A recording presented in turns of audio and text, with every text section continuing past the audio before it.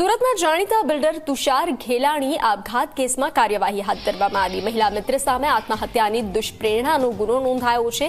આરોપી મહિલા મિત્રની પોલીસે અટકાયત કરી છે। તુષાર ઘેલાણીને પોતાની જ રિવોલ્વરથી ગોળી મારી અને તેણે આપઘાત કર્યો હતો। પરિવારના ગંભીર આક્ષેપો બાદ ફરિયાદ નોંધાઈ છે। પોલીસે સમગ્ર મામલે તપાસની કામગીરી હાથ ધરી છે।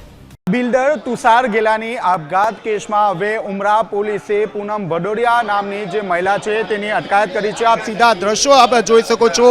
પૂનમ ભડોડિયા જે છે તેમની ઉમરા પોલીસે અટકાયત કરી હતી। ખાસ કરીને પૂનમ ભડોડિયા અને બિલ્ડર પોતે મિત્ર હતા। પૂનમ ભડોડિયા જે છે તે કિડ સ્કૂલ જે છે તે ચલાવતી હતી અને પોતે અને જે બિલ્ડર છે તે બંને પાર્ટનર હતા અને ભાગીદારી તરીકે બંને કામ પણ કરતા હતા। જો કે આ દરમિયાન જે છે તે બિલ્ડરને ક્યાંક ને ક્યાંક દુષ્પ્રેરણા આપવાનું કામ પૂનમ ભડોડિયાએ કર્યું હતું, જેને કારણે ઉમરા પોલીસે સમગ્ર બનાવને લઈને ગુનો નોંધ્યો છે અને હાલમાં જે પૂનમ ભડોડિયા છે તેની અટકાયત પણ કરવામાં આવી છે। આપ સીધા દ્રશ્યો આપ જોઈ શકો છો। હાલમાં જે પૂનમ ભડોડિયા છે તેને અહીં લઈ આવવામાં આવી છે અને ખાસ કરીને ઉમરા પોલીસનો જે સ્ટાફ છે તે સ્ટાફ દ્વારા તેનો અટકાયત કરવામાં આવી છે। મેડિકલ પરીક્ષણ કરવામાં આવી છે। આપ જોઈ શકો છો હાલમાં જે પૂનમ ભડોડિયા છે તેને એક રૂમમાં રાખવામાં આવી છે। બિલ્ડર તુષાર ઘેલાણીએ જે રીતે આપઘાત કરી લીધો હતો ત્યારબાદ ઉમરા પોલીસ દ્વારા તપાસ હાથ ધરવામાં આવી હતી। આ ઉપરાંત તુષાર ઘેલાણીની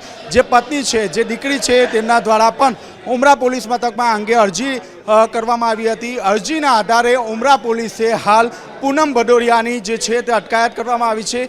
મેડિકલ પરીક્ષણ માટે તેને મોકલી આપવામાં આવી છે અને તમામ જે તપાસ છે તે તપાસ હાથ ધરવામાં આવી રહી છે। જે રીતે વિગત મળી રહી છે તે મુજબ પૂનમ ભડોડિયા જે છે તે તુષાર ઘેલાણીને બ્લેકમેલ કરતી હતી, પરંતુ કઈ વાતને લઈને બ્લેકમેલ કરતી હતી તે અંગે કોઈપણ પ્રકારનો ફોડ બહાર પાડ્યો નથી। પૂનમ ભડોડિયાનો જે મોબાઈલ છે તે FSL ખાતે મોકલી આપવામાં આવ્યો છે। હાલ તો જે પૂનમ ભડોડિયા અને તુષાર ઘેલાણી જે છે તે એક સારા મિત્ર હતા, પરંતુ ક્યાંક ને ક્યાંક પોલીસે દુષ્પ્રેરણાનો જે ગુનો છે તે નોંધ્યો છે અને હાલમાં જે પૂનમ ભડોડિયા છે તેની અટકાયત કરવામાં આવી છે। કેમેરામેન પ્રશાંત દિવડે સાથે ચેતન પટેલ, ઝી મીડિયા, સુરત।